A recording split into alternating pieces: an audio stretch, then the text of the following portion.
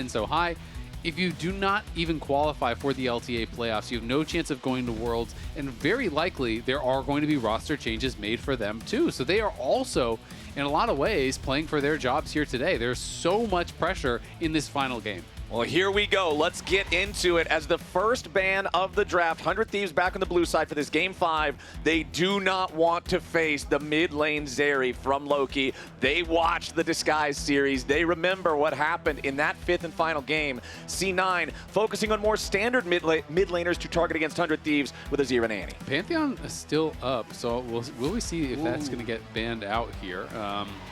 So are still some power picks available. Yone, which has been banned the whole series by Cloud9. Yone and Pantheon both up. They're not going to get banned on blue side. So that's what I'm really thinking. Yeah. Is C9 going to leave both open and go for a trade? And they're going to say, no, we're not going to ban Yone or Pantheon. You take Yone, we'll take Pantheon. But if you're going to do that, you have to be willing to actually take the Yone as well, because they might just first pick the Pantheon. So this is pretty dicey, but I feel like the most sense, the thing that makes the most sense from this position is to do a trade and not to try to just ban one, because if you just ban one, the other I think is getting slammed instantly first pick, and then I don't know what value you get. So yeah, I think that's what we're facing. We're facing the Yone for Pantheon trade here. Pantheon is like perma-banned in NA. Yeah. And so this is up, and the question is, what do they want more? Do you want River on Pantheon, or do you want Quid on the Yone? Both are such enticing options, too. River's been having a good series today. Seeing him on something like the Pantheon that, like you say, is pretty much permanently banned here in North America would be very scary stuff, and that's exactly what we're going to get. River Pantheon, Game 5. And now the question is Loki willing to throw the Yone down blind? Because there are legitimate counter picks to it. I mean, we've seen Cassiopeia come out as a counter pick. Some teams will let it through. They're actually just chilling on it entirely. Yeah, they're letting it go back over. 100 Thieves can get River on Pantheon and Quid on Yone in the same game if they want it. It would be a lot of AD together, though, into the Trundle and Leona, which would be pretty good against it. So to put things into context... And Gwen's open. That's crazy C9 didn't pick 60 bans of Pantheon so far this split in the LTA North. The next most banned, so it's 60 out of 60 coming into this game. So it had 100% ban rate in this entire split, assuming my stats here that I have are correct. And so this is the first time it's actually let through, and Cloud9 are letting it through in a Game 5 with their gear on the line. Does Dokla just blind pick Gwen here as well, and they can just get all the banned champions at once? I think that might be the play. Just triple melee topside, but everything is an S tier pick. I mean, it's kind of crazy, right? Cloud9 have got to have a real plan against this, because you are kind of essentially letting them blind pick their first 3 on blue side in a Game 5, right? Like, these are the champions that are getting banned so often. They're getting all 3 in a row on blue side in a Game 5. That is crazy. Usually in Game 5, you have to go, kind of way outside of the norm. But, you have to know that Cloud9 clearly are understanding what they are giving over. So they have to be prepared with some sort of a plan. And it's Vladimir coming out here, which is very interesting. Vladimir can be super effective into these melee compositions, but, you are so dependent upon your pool timing. Vladimir is one of my favorite champs. It is really, really strong against these sort of comps. That being said, you get point and click stunned by Pantheon. You do not pool a split second too late. Sometimes you just instantaneously die, and then that is that. So you have got to be on point. But they talked about wanting to give Loki the ability to play these picks. This also could be going to Thanatos, to be fair. But giving them agency in draft, and maybe they're just saying, hey, give me X matchup, I'll slam it. This is still crazy to me as a Game 5 elimination game draft. Just being willing to trade all of these picks, because they'd been comfortable just banning out Yone Pantheon on red side in their previous games. To let it through here, they must have some insane confidence with this Vladimir. Yeah, because in my mind, I'm like, wouldn't you rather have Quid playing Annie? I mean, and they picked the Trundle. They picked the Trundle so early as well. So that means they didn't have it. Like, they could have had Yone Gwen themselves if they wanted it in the Pantheon. So I think that Trundle, obviously, to me, Trundle is very strong, and there's a lot less AD junglers left. So maybe they were thinking, it's going to be a really good matchup into the Pantheon, and maybe it's denying something like a Scion from Dokla that they're potentially concerned about, or that answers that well. But obviously, that's not available. It's already gone. So, like, I don't know. I'm not really sure exactly on the thought process here. All right. Man, interesting. Yeah, we've got Shen and Ziggs banned out by C9 here in the second half. Ari, the ban from 100 Thieves. They're worried about.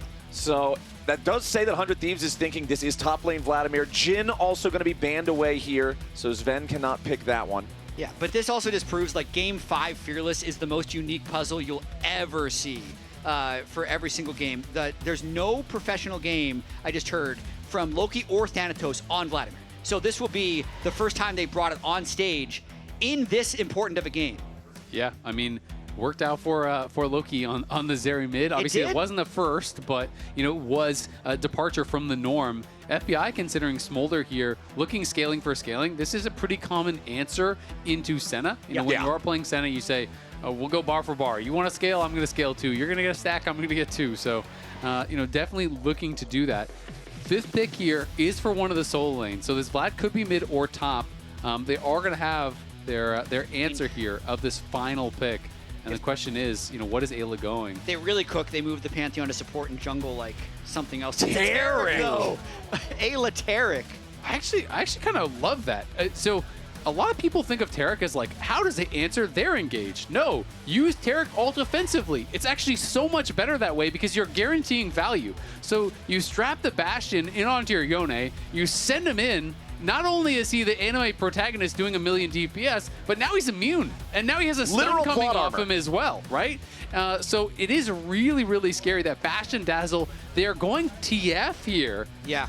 To try to play through the side lanes, for this Vladimir. So it does really feel like this is all about Vladimir. I feel like kind of all the eggs are in the Thanatos basket here. Thanatos being able to get this Vladimir, as an answer into the Gwen. This is something that a lot of people consider a really strong matchup. You're also drafting Senna that can help, with the cross-map ulti. You're drafting TF that can get up there and really get you in a good position. But I feel like if Thanatos does not have a really good game, they are going to really struggle. Yeah. And even if he has a good game, later on, you have Smolder that's incredible at scaling, Gwen is incredible at scaling, Yone is incredible at scaling, and you have a Taric ult that, if it gets good value, could really shut down anything that Xenon wants to do. So I love the 100 Thieves draft. I think they're going to win the series. I'm also thinking of the damage or lack thereof from Senna TF in the mid game, especially if when Vladimir flies in, if Eyla holds his ult for the Vladimir, yes, you can use it offensively with the Yone, you can use it defensively against the Vladimir ultimate as well. A really insane turn of events having Gwen, Pantheon, Yone, three of the most banned champions of the entire split on the same team in Game 5 of Fearless. And this is going to be a spicy one, my friends. One last game in this best of 5. Who gets to go on and play Shopify Rebellion tomorrow, and whose season ends today? And is this one last job for 100 Thieves? If they pull it off, they can continue to have more jobs throughout the weekend and throughout the LTA playoffs, seeing if they can take down C9, who are rolling the dice here with Twisted Fate and letting through all these OP champions in Game 5. I mean, I'm just going to say it, like, this is going to be, if they lose, this is going to be like the most criticized draft of the year for the C9 side. People are going to be mad that they let through all these powerful champions. If they win, you're a genius. It's genius. You perfectly anticipate what they're going to do, and you slammed it with the Vladimir, right? But that is the risk of any type of situation like this. I still really feel like I'm kind of hung up on the the Annie ban, even that it's like, okay, if you really want to give over the Pantheon, whatever. But Quid, I just feel like he is a different beast when he's on these champions with agency. And I would way rather have him on a champion like Annie, where all you can do is, flash stun. I mean, before Worlds, before Fearless last year, Yone was one of the big champions that propelled 100 Thieves to Worlds last year. Yeah. And it's the only thing they were really able even to win on when they made it to International. So he's just so incredible on the pick. I also want to say the last time there was a draft that I thought was really not C9 favored, Blaber took over the game on Trundle. He went like 10-0. Yep. So if he has the right things going in this game, there's 4 melee champions and a Smolder. So Blaber as well as Vladimir have carry angles. And again, yeah, exactly. I mean, Thanatos, he didn't have a great series last time, but this guy is someone that people look at as the best laner in the league, regardless of position. And he has been, such a beast for them. But, he didn't have that great performance last week, and now he really needs to step up. Tri-lane camera giving us a look at how everything is. Loki will shove the wave up in mid lane, as you would expect, versus the Yone early on. It's really, once Quid gets to that level 6, things are going to become very, very scary for Loki, and he'll probably have to start looking for plays elsewhere because the Yone kill potential is always so high once the ulti is around. Zven and Vulcan have the push down here in the bottom lane, but again, both of these AD carries, they're just stack maxing. That's it. Yeah. And Flowers, I know you're wondering why we're talking so much about this when this game will be decided at Atakhan. Yes. At 20 minutes when it spawns. So it doesn't matter what you pick. It just matters how it happens. How does the Atakhan fight go? Well, we will look forward to 17 minutes from now. I'm waiting. I'm on the edge of my seat. When Atakhan spawns. Thanatos, level 3 here on the Vlad. Remember that the cooldown on transfusion is honestly pretty long for the early levels. Yep. It becomes okay at level 7, and then level 9 is when you really feel like, okay, I'm playing Vlad. Yep, it definitely have to get that CDR going. But that being said, people can underestimate, how much damage just spamming autos on someone can do in these kind of matchups. He is Conqueror, and it's like you can just kind of get autoed down and whittled down if you're not playing very safely. Dokla clearly is respecting the fact that this can be a difficult matchup. He's playing Grasp, he's playing D-Shield. Dokla is going about as defensive as he can be, and this is going to be a double scuttle here for Blaber. And River is warded out, so Thanatos wants to kind of waste his time, but you don't want to waste his time so much that he stays around and then kills you. So you got to be careful. He's completely full health, though, with his pool up and flash. So really good early game from Thanatos in this lane. Conqueror auto attacks. And I do feel like the boldness to just give up Gwen and play the Vladimir by itself is going to make Dokla play more passively. And this is something that people have been talking about a lot when you're talking about the early games, how C9 have been doing, just generally like kind of last week, and people have been talking a lot about, in the best of 5s compared to how they've been doing in Splits 2 and Splits 3. They had been so dominant in the early game, almost always ahead in gold. You definitely struggled to do that last week. I feel like their early games honestly have been pretty good in this series. They just haven't always been able to convert it. Because even when you look back to game number 1, they had a very significant lead. They just weren't able to then kind of convert that into a win. So it does feel like they are playing well as far as the lanes are going. They are getting themselves into comfortable positions, but they just have been struggling to actually turn that into a win. And we'll see if they can try to create a lead for themselves here, and if they can convert, because it's all the marbles now on the line here. All the marbles on the line in a game with 3 S+ tier champions on the same team, alongside a Taric versus Twisted Fate and Vladimir. Fearless Game 5 really does deliver, and I always enjoy when we get to see this kind of stuff. As C9 is up a couple hundred gold across the map. You can see the biggest advantages of that are in the Trundle versus Pantheon matchup and in the Senna versus Smolder. Yeah, I mean, as Jatt was just pointing to, Swifty's rush here for Thanatos. This is pretty normal in a lot of these kind of like melee versus Vladimir matchups, where it's just about being able to sidestep things, about being able to stay in range, kite them out when they're going in. And Gwen really does rely on the slows from the ulti to be able to chase you down and look for those types of all-in. So yeah, Thanatos, it is going to slow down his first item pretty majorly, but it is a strong first buy, and we'll see if he can try to get something going here. But it also means that Gwen so far is just getting the push, so Dokla's getting a free reset, and he's going to be comfortable in his spot. And you could see pings from Cloud9 on the Dragon Pit. Zven and Vulcan with their control over the bottom lane does set up a good opportunity for Blaber to go for an early Drake take. You can see the ward in the pit from 100 Thieves, though, as Vulcan and Zven are just going to keep the aggro on here. Put the pressure onto FBI. Try to make sure that 100 Thieves is focused on them instead of up there on that Drake Pit and Blaber's Trundle. They're checking to see that Blaber's there. Yone was actually in the river. Want to see how low the Drake is. Yeah, it's not even close to being dead yet. Okay, 100 Thieves coming in, trying to stop this Loki neutral 6. objective. FBI, 400 HP, Zven, just about the same level. Loki level 6 throws in the gold card. Stun onto River, Zven down to 200 HP. Has to try to get away from that one as C9 is forced back. Vulcan and Blaber both at half. And 100 Thieves will take control over this dragon and yoink the objective away. Really big fight there for 100 Thieves, even if they didn't get a kill. I'm a little surprised Loki didn't go for a kill onto FBI. He was quite low, could have ulted over the pit. I just feel like getting Drakes is so crucial for C9's ability to win this game, because they need a way to actually end the game. I don't know, like, it's going to take so long for Senna TF to do sustained damage in teamfights, so they need to have some advantage to play off of. Yeah, and the real question to me is, it's like, no matter how many Senna stacks you get, is that even putting you in a better spot than the scaling that's on the other side, right? It's like, you know, they are scrapping heavily. You know, there is a Taric, which is one of the easiest supports in the game to farm Senna stacks off of because it has no explosive engage. You can kind of just step forward and auto him. But at the same token, FBI is scrapping right back with him. You know, he's already on 30 stacks himself. And Smolder Taric, like that is a super strong late game.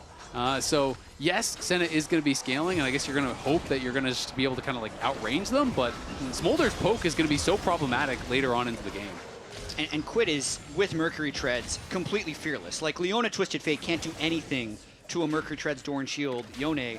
Loki also, just with 2 health crystals, like there's no threat whatsoever, as Quid's just able to apply as much pressure as he wants and delay Loki's recall. Yeah, I mean, he's playing 1v2, and he's playing like he is the aggressor. And it is Grubs being started up here. River going to be able to look for some more objectives here for 100 Thieves. They already grabbed that first dragon. They pushed off Blaber, and it looks like this is probably going their way. Okay, first grub, easy secure there, doesn't even need to smite. Nobody from C9 is even in the neighborhood for this one, so 100 Thieves, 3 grubs for them, plus they stole away that first Drake. They are behind in gold still. Cloud9 is still building advantages in farm in a few different roles. The big problem, though, is still going to be that mid lane. Quid playing as well as he has been playing since 100 Thieves started getting into best of 5s, playing, in my opinion, the most broken mid laner in the game. Like, this is such a difficult mountain for C9 to get past, and Quid is exactly the type of pilot who can bring them through in this Game 5 situation. Yeah, and again, I mean, you know, if it was a normal draft and you have the Yone, I would be talking a lot about, and you still have to talk about the fact that there is a lot of lockdown on the other side. If you go in and you get gold carded and then Leona's stunned, like that is problematic. But Taric allows you to live through a lot of those situations so well because it is such a powerful, aggressive tool using this ultimate, right? When Taric's ult gets baited out defensively, teams can kind of like go forward and then he pops the ult and then you just run away and you kind of wait it out. When the Taric ult is used on a Yone that is ulting on your Senna's head, you can't just wait it out, right? Like the fight has begun. You're going to be dead. The fight is starting, so that is really the problem.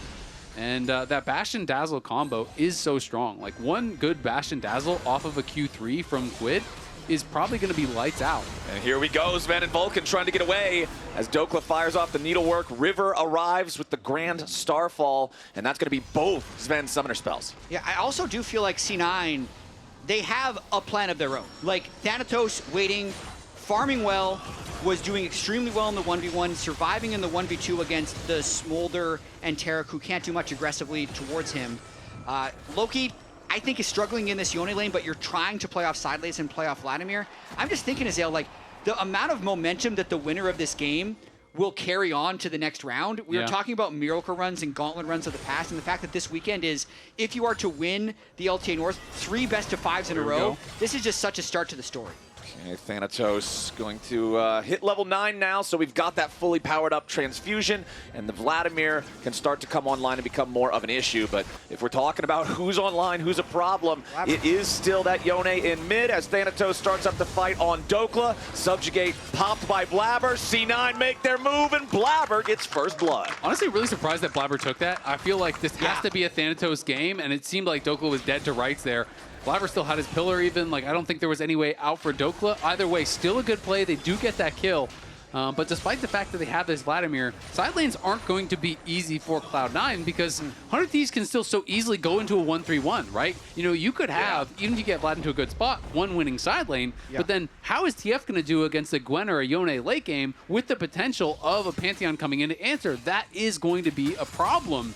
So I do think it's so important. Give as much gold as you possibly can to Thanatos. You really need that point of power on the map. So not the biggest deal. You know, Blaber might still be able to just make a lot with his gold, but surprised that he took the kill. I mean, my guess that I could throw out there is maybe he wanted to make sure he had his Trinity Force power spike with this dragon coming up here in 10 seconds. If C9 wants to try to contest for that, they are ahead 1,000 gold overall as a team, with the 2 biggest advantages being in the top lane and the jungle, since those were the 2 involved in the kill. Despite the fact that we've been talking about how good Quid is doing in the mid lane, it is still a gold lead for Loki as well because of the inbuilt stack, advantages, the loaded dice or whatever they're called, that's the extra secret sauce there for Loki. But now, Thanatos versus Dokla up here. No teleport for either one as 100 Thieves start up the river on the other side of the map. It'll be a really difficult approach for C9. No ultimate on Trundle. Zven just kind of walking to the turret, hoping to get CS. No chance they can test this one.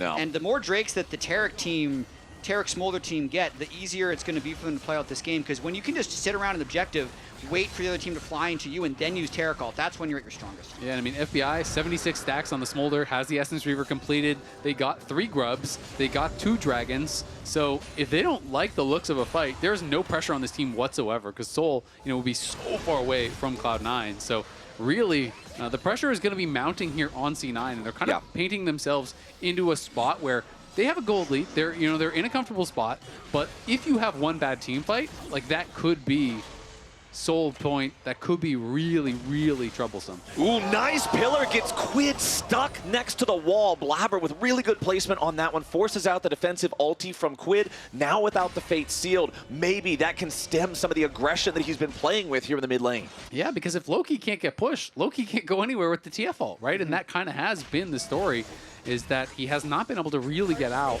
and actually use this TF whatsoever on the map. For the most part, you can see how actually nervous he is about interacting with Quid. Every time Quid has Q3 ready, has that knockup available, Loki is backing up. Yes. There's no way he'd be able to win that trade. I think, generally speaking, when I was coaching, we played a ton of TF, and we'd only play it into either winning matchups, volatile side lanes, but we'd always do it with a high damage jungler. So this is kind of a strange place for it. The Vladimir technically would fit the criteria of a volatile side lane, but I'd say Trundle does not fit with TF, and TF and Yone also does not fit. So this is a really difficult TF angle for Loki to make work. Zven going to continue farming up those souls here in the mid lane. 28-29 now the count after some quick trading, but FBI closing in on that critical second stack marker at 125. Azael, I know you always like bringing up the fact that each marker then just accelerates the clock further forward towards the next marker, and if he hits 225, a Smolder at 225 stacks with this early Drake stacking, if you're fighting for a soul early 20 minutes and he's got that, it's so scary. It really is. And I mean, 125 is such a big break point because it takes you from this spot where you're just kind of like passively farming minions, and all of a sudden, if Zven wants to contest the wave at all, he's getting Q splashed through the minions, and you're getting additional stacks over and over and over by doing that. Plus, you are poking them down. You can see 125, the average stack time is 14:54. So he's a little behind, actually. So he is a little bit behind, yep. But still, in a pretty comfortable spot here in the game. Obviously has not been bloody, which I think is a big reason why he is a bit behind. Hasn't really been involved, I think, in any fights whatsoever. It's just been kind of farming and a couple trades in lane. We'll see if that changes here with the Herald spawning. River is in the area, but so are a lot of players from Cloud9. Quid going to rotate over alongside Eyla and FBI. 100 Thieves will begin the objective. Both top laners have their teleports ready to join up if need be. Eyla's going to take some damage there, some poke from Zven, but C9 still outnumbered for now. Mom roars in, but not a whole lot of value coming out of that one. Now Quid gets locked up, has to reset his positioning. Taric ulti comes down, but nothing more happens right after. C9 still looking for the fight. Thanatos going into the back line. FBI's in danger, has to try to flash away. 100 Thieves on the defensive. Thanatos has already killed Eyla, and 100 Thieves are falling to pieces. Feat of Warfare claimed as C9 pick up 3 kills, and Quid has to head for the hills, but Thanatos will bury him there. Cloud9 get themselves a delayed ace. And that's the dream fight if you are Thanatos' Vladimir. Eyla uses the Taric ultimate to secure the Rift Herald, but then 100 Thieves doesn't get out of range of the engage, so Thanatos can just fly in. Yeah, and this is the kind of ult you do not want if you are Eyla. You want to use it aggressively to guarantee value. I think it was a miscommunication. He thought Quid was committing there, but Quid snapped back on the E because the gold card came through. So he does immune that stun, he snaps back, but then Cloud9 just wait out the Taric ult. As soon as it expires, they flash in, they fully commit to the play, and C9 find the dream scenario here in Game 5, create themselves a massive gold lead, and just like that, the hopes for 100 Thieves are slipping away. I did misspeak there at the end. It wasn't the full ace, only the 4 out of 5, but there's not like Dokla was even able to participate in the fight at all. C9, honestly, just had a huge breakout moment there. They are now 4,000 gold ahead. And now they can most likely stop the Drake stacking as well with this 4,000 gold lead and the kills being concentrated onto the 2 champions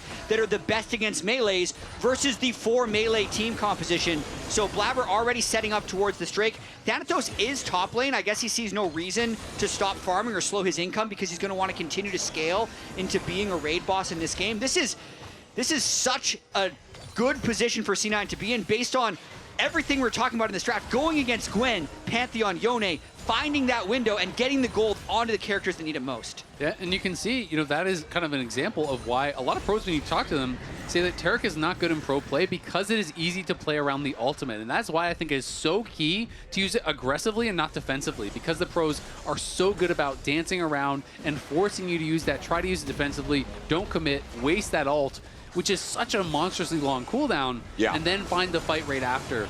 And they need to find a way to use it aggressively to try to get something there, as Quid crashes the Herald straight into the wall. I'm not sure if that was a kind of a misclick on getting into it or what, but trying to get some gold back through those side lanes.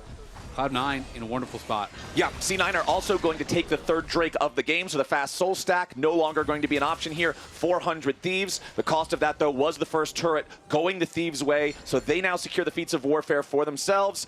Loki under a little bit of pressure here, but it's Eyla and FBI getting caught off on the left. Pantheon comes in with a Grand Starfall, and C9's got to back away now. 100 Thieves are bringing over the reinforcements. Really nice job there. Everyone just hopping in the Senna E and getting out of there once Pantheon ulted in. Don't want to be in fights when Thanatos isn't around. Unless they do, they're back in. Yeah, they jump in for a little bit of stun onto Eyla, but it's not going to matter. Vulcan loses half his HP, and the fate sealed from Quid does just that. River picks up the kill, and 100 Thieves, 19 minutes in, are on the board. Yeah, a little bit aggressive there from Vulcan. Dokla's pushing in the side lane, so both teams are going to get a tower on opposite sides of the map. But the upgraded boots will go to 100 Thieves. Dokla knocked down that turret first, so they're going to grab the feats there. Well, the feats were already claimed earlier with the top lane tier 1, of course. but that is very important on a melee team like what we're seeing here with 100 Thieves. That extra move speed could be the difference between closing the gap or not. But gentlemen, the clock approaches midnight. Atakhan spawns in 30 seconds.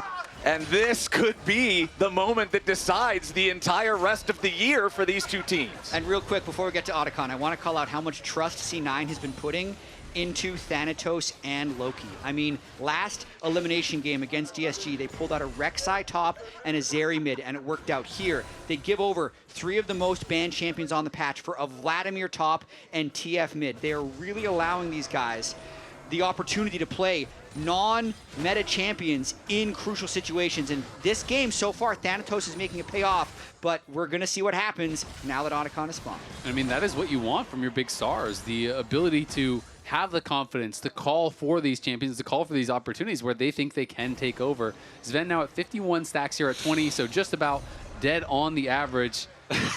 Blaber's antsy. He wants it. You can see him. He popped the W. He's running circles around it.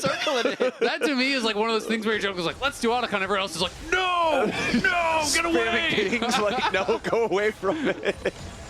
Oh, man. Okay, well, we'll have nothing else to fight for another 2.5 minutes because that Drake will not spawn until then. Atakhan is going to get aggroed back with it there. You never know. It could happen at any moment. You never know. Atakhan is... He's always threatening. He's lurking. And he'll reset now. Quid's just going to poke him again. Yeah, I do feel like Thanatos hit a pretty big power spike as well, having his Q and E max at this point. The cooldown gets so low on E. The sustained damage you have in 1v1s or in team fights, you can basically just feels like it's always off cooldown, as well as having a low cooldown on Q. So as Azel was checking his runes, he has Transcendence as well to lower the cooldown more. Yep. It does have Transcendence, but it's playing Scorch, which is a little bit less typical. Usually people will just go towards Gathering Storm if they are going to go for that secondary, but obviously wanted the laning power here against Dokla. So a bit of a trade-off, but still, obviously with the Conqueror, going to have a lot of scaling power there. And Thanatos, especially as you do close in on level 16, it becomes very problematic here. The damage amp, on that Vladimir ult is so powerful, and the amount of upfront damage you can put out, you can sometimes, if you have that empowered Q and you get a good E-flash onto the backline, E-flash, alt, Q, someone can just pop. Yep, now Blaber and Vulcan stepping forward. Eyla might be the target here. Quid provides enough covering fire to guarantee the safety of his support. It's 60 seconds on the clock now until that next dragon spawns. C9 have control over the bot side river. Blaber moving very quickly here with a dead man's plate. Trundle doesn't find what he's looking for there with a trap on Eyla. Yeah, they're really close. They're just trying to get Eyla out of the fight so that he has to burn his ultimate early, because that's the thing that's stopping C9 from really all-inning. Vulcan can't fly in with the Zenith Blade if Eyla still has his ult, so they had the perfect storm in that Rift Herald fight where they were able to get the ultimate out early and then fight, but that's why they're kind of seeming to only target Eyla, because that's the most important thing in this game. And that's also why I still think 100 Thieves has a real shot, right? You know, yes, they are down 3K, but if you can get that perfect combo of Ayla's ultimate going in right as Quid and River and Dokla fly in, and everyone takes that Taric ult and is in on the backline while they are immune, they can turn the game around. They can win a fight and claim some of these objectives, pull it right back into their favor. But it can be difficult to find that timing, and both teams going to be trying to play heavily around it. You can see Loki trying to get the rapid fire ready. Does have exhaust up and ready with his spellbook for this next fight, which could be really, really big to shut down Quid or Dokla if they do try to get back in on that back line. It's double exhaust right now. Exactly. Both of the spellbooks are turned to the page of exhaust here for C9. Good page. As they're going to go ahead and start up this Drake. 100 Thieves doesn't look like they're going to come and try to contest this. Again, they kind of just had the control early on, and they ended up just using it as a down payment to not have to continue fighting C9 at the disadvantageous state they've been ever since the Rift Herald fight. Oh, and they're just going to start the Atakhan. That's what I was saying. Yeah, I mean, Dokla did show top lane. He just finished another item. He has the TP available, and they have been spotted. I can't imagine the C9 commit to it from this spot. This is the window before FBI is going to be at 225. He's at 205 stacks on the Smolder right now. So C9, they're drawing him in. Yep, C9's starting it up. Thanatos coming in, looking to help. Atakhan already down to half HP. 100 Thieves looking for their opportunity to go in here. Blaber taking some damage for now. Atakhan down to 4K. Thanatos with pressure onto the back line, but he's not going to find a whole lot of anything just yet. Blaber so low, about to die. Thanatos may just be the first one down. River taking the shutdown as C9 have to continue their retreat. 100 Thieves now on the Atakhan themselves. Loki locked with a gold card. Quid taking a ton of damage there. Has to reset his spot. Blaber still hanging around. Could get a smite fight. Atakhan slain by Blaber and Cloud9. Quid going in looking for a little bit more. Loki hits him with the blue card, but it's not a whole lot. River looks for the Grand Starfall here to cut off the escape route. At the end of the day, the Game 5 Atakhan is one death on C9, but they claim the objective. By the skin of their teeth, C9 get away with it. They do steal the Atakhan. Blaber was so incredibly low, gets in, gets the smite. It felt like River, for the most part, has been getting the better end of these smite fights, but they couldn't keep Blaber out. And I just could not believe that they actually went for this. Look at the flash in there from Thanatos, and this is what I'm talking about. Sometimes you just get stunned up early. In comes the knockups, the Taric ult. They fly in, they get the shutdown.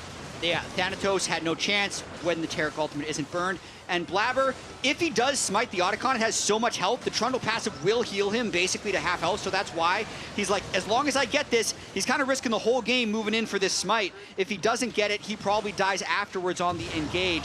But after River probably wins every smite fight the whole series, Blaber gets this one, and it could be crucial. Yeah, I mean, it absolutely is crucial, right? That is look at so close. You see the massive reaction from Golden Glue. Had they gotten that, I mean, it was a nearly 1,000 heal onto the Trundle, right? And then Loki barely gets away. Everyone barely gets away. They don't even get any kills after that. And on the 100 Thieves side, you can't believe it because C9 almost gift-wrapped you another one of these situations where you could have come back into the game. But at the end of the day, C9 in a good spot here once more. As much as I would like to say that C9 was trying to do that before Smolder was at 225, he's at 235 now. So there will not be another team fight that they can play before with Smolder not having an execute for the rest of the game. Yeah, and Smolder is going to have that rapid fire ready, so he's going to be able to start looking for some of this poke, right? Of course, you do still have to be worried because I'm assuming the rapid fire is probably done on Loki, and it is. Yeah. So you have to watch out for those rapid fire gold cards, but you can start to really poke and prod. There is Senna sustain, of course, but still, it can get really difficult to deal with. And you can see the Mikhails is there for Eyla to answer the gold card picks that they are going to be looking for. And Thanatos critically almost has his death cap, which is going to be an enormous spike. You hit 16, you get death cap. That is terrifying for Vladimir. Yep, that's the power spike we're looking for, but now the Grand Starfall for the engage on Blaber. This might be the catch 100 Thieves needs. Zven and Vulcan can't get him away. The shutdown for the execution there for FBI, and 100 Thieves move over to Baron. Taric teams do Baron without taking damage because he auto heals the whole time. C9 has to defend this. though. Thanatos is 16. C9 on the approach. Baron down to half HP. Thanatos looking for the angle to get into the fight. Hits a big tides of blood, but he's locked up and killed before he can get anything else. 100 Thieves looking to take the fight even further as Vulcan's going to be their next target. River and Dokla chop him up on killing spree for the Pantheon. Zven and Loki trying the 2v5 now. 100 Thieves back onto the Baron. Again, the health battery that is Eyla's Taric makes it so difficult to try to knock these guys over. Zven's on the run. He has to flash away to try to stay alive, but Quid hits him with a Q3 and executes him where he stands. 100 Thieves take the lead. One pick by 100 Thieves starts a chain of events that lead to them getting the gold lead in this decisive game 5. Getting Blaber down is so crucial when they have this Taric team and they just force C9's hand after this pick. It's just the perfect timing. They find Blaber. He has no flash. They're able to burst him down. Zven and Vulcan are trying to keep him alive, but they just can't. And not only do you get the kill there, you're forcing the fight just before Thanatos can build his death cap. Thanatos does go in, but it's pretty disjointed from the rest of the team. He gets into the back line, but doesn't quite have the damage to finish off FBI. And hindsight is 20/20, but when the Leona ultimate's already down and the Taric's on the Baron, you probably have to just give it up. And the important thing, if you notice right there, as soon as Thanatos got out of the pool, immediately the Summoner Spellbook Exhaust from Eyla hits him so that the Empowered Q doesn't have that damage to kill FBI, like you say. And you can see, as we're seeing in live right here, oh, look at the stress. You know that you are very close to this series being over now. Quid, he's going to be able to grab this dragon. They're going to move to Soul Point. Now you're up against Soul Point. Now you're up against Baron buff. Now you are up against one fight, and your year is probably over. No more mistakes can be made here by Cloud9. 100 Thieves are on the precipice of taking this series. But they're so strong. 275 stacks on the Smolder. Twisted Fate is in a side lane because he can't really defend that well against the Baron minions. It's a 4-1 split push. If C9 tries to engage, Ayla's waiting there with the Taric ultimate. Okay, Leona stun onto River, but he throws up the shield right as it's about to hit him, so there's nothing C9 can do to try to get a real punish here. 100 Thieves pressure continues. Yeah, and Thanatos has gold for his death cap now, so he's running back to base to try to buy that very quickly. Blaber looking for Quid. Oh, he sees the snapback. They're going to continue on it. They're going to go for the pick because Yone has to revert to his original position, but now the rest of the Thieves are coming in. Loki and Blaber are both about to die. Quid finally falls, so it'll be a 1-for-1 here with a very start, but the rest of the Thieves have arrived. Blaber's going to be the next target here as he gets snipped, and stabbed through the heart by River. It's Vulcan and Zven just barely hanging on. Knock, open up.